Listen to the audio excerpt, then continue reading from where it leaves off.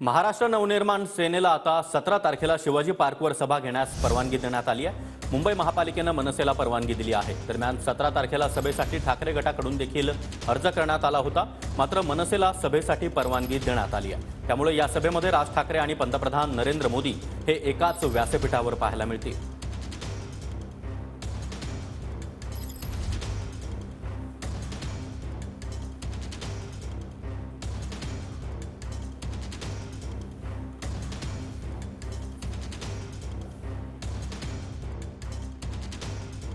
परवानगी याला दिली काय आणि त्याला दिली काय, जनता कोणाच्या बाजूने आहे हे महत्त्वाचं आहे। त्यामुळे परवानगी दिली नसेल काही हरकत नाही, दुसऱ्या मैदानावर करता येईल, त्याला एवढं काही फार सिरियस घ्यायची गरज नाही।